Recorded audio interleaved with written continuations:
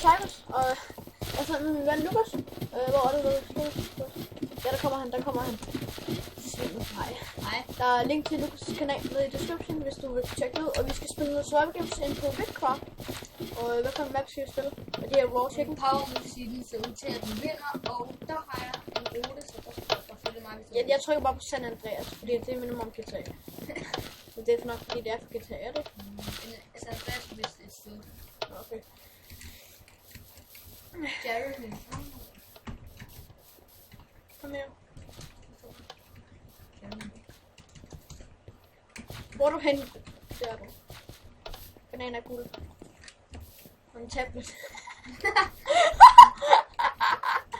Vi har optaget den her et par gange nu, fordi vi var dør helt vildt. Og fordi vi ikke sad gode til PvP. Anders Sand. Lund. No iPad. Nej. Jeg er på siden af dig. Er du det? Ja. Hey, Lukas. Han skal faktisk fra... Vi skal bare nogle af de her tests. Anox, YT med du norsk, Lukas. Er du norsk? Spørg lige, der er en gut, der spørger lige norsk. Jeg har 5 pil og et stensvær og en bue. Må jeg få sværet? Så du giver mig en af tingene. For jeg har intet. Jeg har et stykke TNT, en string og en stykke jern. Kan du ikke lige give mig sværet? Ja, vi tager lige den der chest her. Så du kan skyde den, og så kan jeg give... Nej, du skyder. Nej, må jeg ikke nok. Jeg er bedre til stensvær eller sådan. Ja. Jeg kan få den der økse der. Here we go. Og så tager vi den. Husk at tage dine bukser på. Toffel. Ja. Fik du endnu et jernøkse eller hvad? Hvor er det hen? Tak. Okay, kom. Vi tager den her vej. Eller, ja. Der er også kister deroppe. Der er mange statuer. Jeg kan se Beijing Canadian lige der. Der er Blue Monkey, selvom han ikke er blå. Så er det bare nogle monkey. Der er XMRP. Er det... XRPMX 13, tror jeg. Er det YouTube? Det tror jeg da. Du skal aldrig gå ned ind i den der, for det er en trap. Hvad for en? Ind her. Ja, der er trap. Skal vi tage ham her? Let's do this. Ja, okay. Du har ham. Jeg fandt noget mad, Ja, jeg fik ham med bue. Har du brug for mad? Nej, du har en kartoffel. Ikke sprint jump, den så mister du meget. Jeg fik ham Nej, så svært. Jeg har så mange våben, at det ikke. Altså, hvis du finder våben i en kiste, og selv du har noget, så skal du tage det med alligevel. Ja, fordi ellers så kan andre folk tage det jo. Ja, det er også det, jeg tænker også i min video. Hey, må jeg ikke også få noget armor? Du har meget armor. Du har bukser det. Ja. Du giver mig bare sådan dine klamme læderbukser, som du har skidt i og alt muligt. Det er derfor, vi bruger. Ja. Der er en kiste herovre. Det er okay. Det kan være, at jeg læser den. Hvis der er nogen heroppe, altså heroppe, der er enchantment table. Jeg har ikke nogen levels. Ja, det har vi. Bukser! Fik du bukser igen? Jeg skal ud få hjelmen. Okay, fint. Hvor er du? Og du der. Jeg kommer. Hvis du går inde i sådan en stor glaskube. Ja, det er man altid på væk fra. Jeg ved ikke, om man er i andre server. Altså, det tror jeg ikke, man er på Mineplex. Det er den der kiste lidt lukket. Okay. Vi har kun mødt en gut indtil videre. Eller ikke mødt, for vi har set mange gutter, men kun... Jeg har killet ham. Ja, du har rapet ham. Jeg spiller også en survival game, for jeg har abonneret på min kanal. Ja, selvfølgelig. Shout out til Lukas. Jeg laver også Sims. Ja, wannabe. Hvor er du? Og du der. Ja, jeg tager det der lægepik. Det kan vi bare ikke, det rører væk igen. Gør det. Nej, vi går den her vej. Kævlet. Lukas, hvorfor tog ikke det her ja? Det var der ikke, da jeg kiggede. Var det ikke? Nej, jeg synes, jeg synes også en gang så kunne jeg den kiste. Og så lige så var... Her, Lukas, så den her ja her. Så lige pludselig så var der lige pludselig noget andet i. Okay. Vi går den her vej. Jeg havde lige lag. Hvad sker der? Nej, gå væk. Jeg dør. Hvad sker der? Jeg vil ikke have noget en staller. Gå væk. Sorry for det. Vi kom et eller andet Windows update lort. Sorry is this thing. Eller det er ikke sådan, han siger det, men sådan jeg siger det. Nej, er det engelsk at sige? Jeg tror ikke, der er noget engelsk. Please. Jeg har noget level. Har du noget level? Nej, jeg fik ikke en. Damage. Hvis du gør det her på en flad map. Ja, så. Det er bare på flad. I det her Power Move City, som jeg ved er, der kan jeg altid få hjerne og piger. Det har jeg gjort mindst 3 gange på det her map. Jeg tror, at det bedste jeg har fået, ikke? Jeg har aldrig spillet ind på den her server. Det højeste jeg har fået, det er en diamantøkse inde på Mineplex. Men lige nu så bugger min Mineplex, så jeg kan ikke komme ind på det. Jeg ved sgu ikke hvorfor. Det kan jeg måske godt nu, fordi at Rick bliver heller ikke. Nu er det okay. Ja, noget mere lort. Men jeg vil Du var mere, skulle da æde, Lukas? Prøv lige at se, hvor mange der er. Det er fordi, du sprinter og hopper i det. Nej, det er der er en chest. En bue? Så det næste, eller Du har hvad? en bue, ikke? Skal du have en pige? Jeg har en båd. Skal du have en pige? Nej, det er fint. Det er fint. Vi har ikke rigtig mødt nogen. Hvor mange er der tilbage? Kan man se, hvor mange spillere der er nogle steder fra, har jeg fået herfra? Hvilken hjælp? Fundet en jernøkse, eller ikke en jernøkse, men en stenøkse. Og noget weed. Men der er sgu en crafting table deroppe, er der ikke? Jeg gider sgu ikke at hoppe op efter den igen. Hvad kunne vi lave? Et brød, 3 weed. Her. Min hjælp. Ja. Hvad? Tjenium. Så slår jeg lige kisten med. Så du kan også lige vise, hvor der er min kiste. Nu du spiller meget med Minecraft, ikke også? Jo. Det er sådan noget. Er der bare kartofler? Bakkartoffel! Ja, du ser tævler lige nu. Kan du godt slå hinanden? Jeg kan tæve dig, Må jeg slå ihjel? Nej. Jeg æder lige den her rå fisk. Kom så på Dino er fedt. Jeg æder en rå fisk. Dino. en sådan på min bakkartoffel. Nej. Du har også fået båd. Nu skal vi sejle. Nej, jeg ved det. Jeg har fundet en raw chicken tilbage som mad. Kan du ikke give mig noget mad? Jo. Du holder dig væk fra min bakkartoffel. Jeg har lige glemt din bagte kartoffel. Hey, du tog den. Du bliver ved med at tage det. Okay. Du er så grådig. Du giver mig mad, så tager du det selv. Det der. Skal vi sejle? Her vil de både derhen, der Jeg mangler en chestplate og sko. er min kiste. Jeg mangler også sko. Jeg har 2 chestplates, hvis det Det er det der. Det er det. Du er under en kiste. Hvad har du brug for en... Nej, du har en jernøkse for. Den kan du bruge, for de er jo bedre end Svær. Nej, det er det ikke. Jeg har et stensvær. Er det ikke? Nej, det er det samme. 5. Hvis jeg faktisk ikke kan, så give mig de svær. Mit svær? Altså, du har 2. Hvad for en er den her? Ja, sådan en. Hvad er det? Ja, den her, vi giver. Alle inden vi... Hey, hallo, giv mig den der. Nå, den har taget. Ja, du tog den igen. Den skal gå ind på midten, fordi de er refilled. Så skal vi sejle. Skal vi ikke bare tage den her? Jeg kan ikke lide den her dispenser, der er noget. Ja, en båd. Hvorfor er der båd i alle dispenser? Fordi nogle gange, når man spiller på den. Skal vi sejle? Ja, okay. Fordi den er, kan du se grøn dernede? Nå,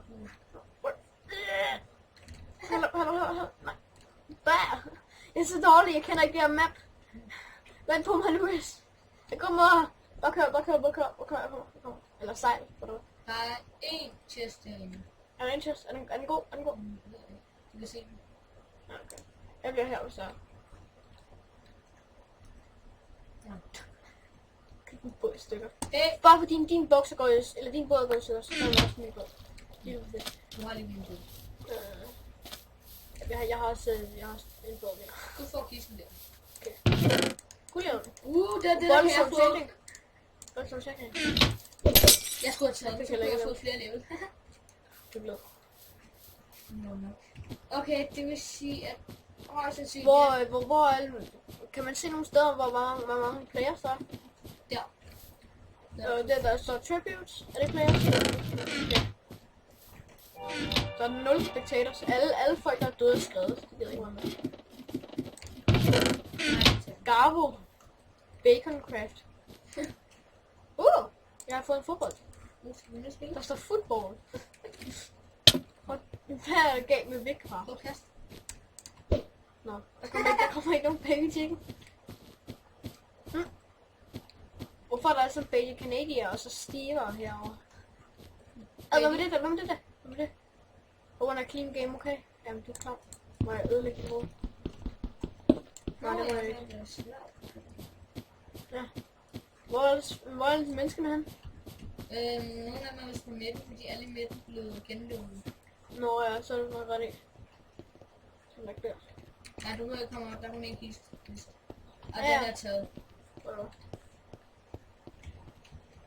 Gamet Hvis folkene er der indenfor derinde, så skal vi jo derind. Få nok dem hjem. Der er Batman. Lad os gå op til Batman. Ligesom vi var i den anden. Ja, det er lang tid siden. Det er en båd. Jeg har båd, det spændende. Jeg har bare en båd. Jeg bruger det. Hvordan laver vi det der? Der er en dog. Skal vi gå op og række det? Jeg er ikke sikker på, at jeg tror ikke, vi er ikke så godt gear igen.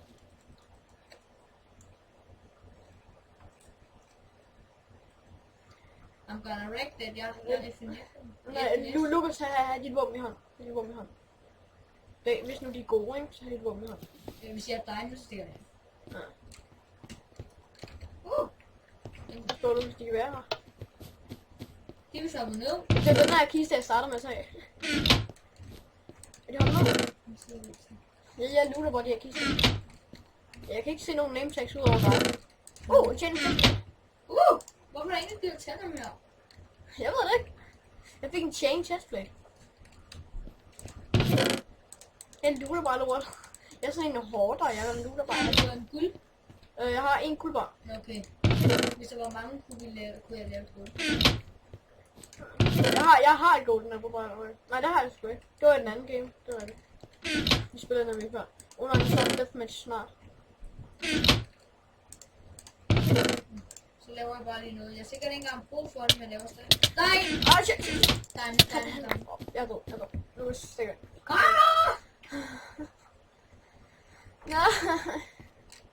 Han er diamond svær, hvis du dør så hårdt.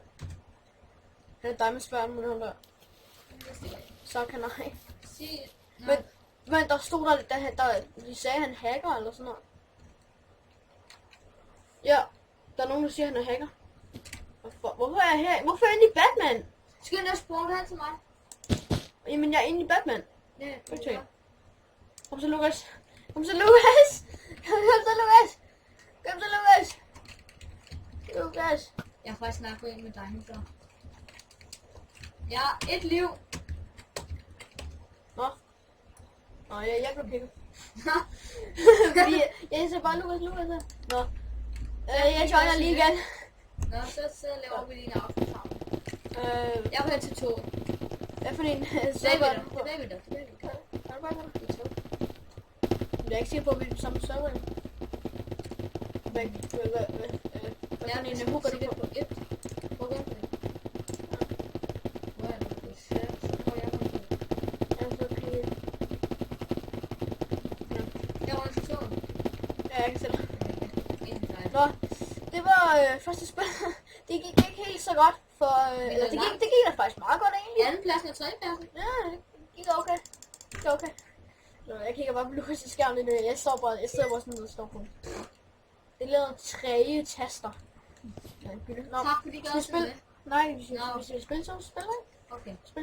Let's do this. Vi tager bare første lobby. Så er det lige blevet fuld lige når jeg trykker. Ja, Så jeg tager den med 11.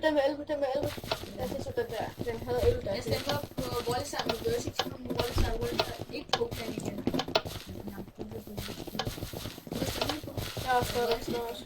Hej burger, du er meget lækker. Må jeg godt æde dig? Nå, du har fået tomatnæse. Nå, nu forsvandt burgeren. Ad, du har en mand inde i dig. Ad. Made by British Pogo Stick. Congrats. British Pogo Stick. Team igen, please. Jeg elsker Durum. Eller Durum. Emil igen! Jeg spiller Emil med Emil så mange gange. Er det det? Kender du ham? Ikke rigtigt. Blitz Gaming. Hvis det der er den rigtige Blitz, så er det sindssygt. Hvem er det? Det er sådan en kendt YouTuber. Er det rigtigt skidt? Jeg kender ham ikke. Men jeg ved bare, det er en YouTuber, han er mega kendt. Og jeg ved ikke, om det er den rigtige.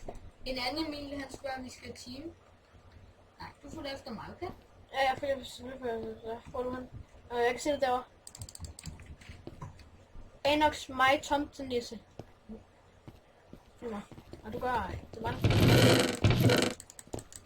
Jeg fik noget. Jeg fik ikke noget godt. Jeg har ikke fundet noget våben.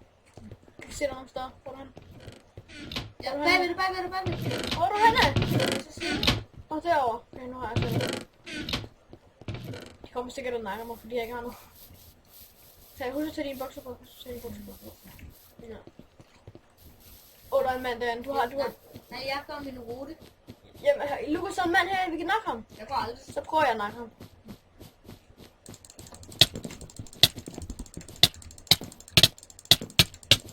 Så jeg nakker ham. Det er nummer der. Folk, jeg ikke kan nakke mig, så det er heldigt. Der fik ham. Han havde ikke en skid. Jeg fik armor og alt muligt. Så Lukas. Nå, Lukas død. Så må jeg prøve alene. Så siger jeg, hvor skal vi gå. Jeg ved ellers, hvor der er mange kister. Ja. Der er en eller anden, der følger efter mig nemlig. Hvem er der følger efter? Kan du huske mig? Jeg står foran. Han er nede. Er du meget ud her? Åh, shit. Er det Emil? Jeg ved sgu ikke, om det der med, han sagde om er bedst eller sådan noget. Tror jeg.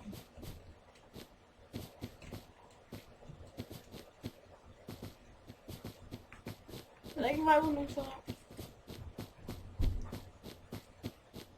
Jeg er nødt til at få et våben.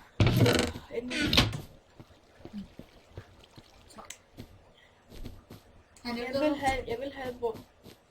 Du skal jo lige skrive til ham, at jeg er din ven og sådan. Jeg vil skrive til ham. Jeg kan ikke med til, at jeg skal over, fordi jeg er død. Nå ja. Det kan blive død, at se. Det. Yes. Det var underligt, eller det var underligt, eller uheldigt, at slå på min tak. Oh no. Nej, ham kender jeg også ikke. Nej, jeg kender Han har et våben, jeg er død. Jeg er så død. Nå, det var sådan lidt random, men jeg var tidlig. det sidste spil var sådan lidt random, men ja. Ja, det sidste spil var sådan lidt random. Det gik ikke ud til at være noget godt, men Er vi den samme? Ja. tak fordi du så med. Håber du kunne lide den her video. Jeg vil være med til auto. Okay, kom her. Jeg vil sige det, jeg siger nu. See you in the next video. Ciao.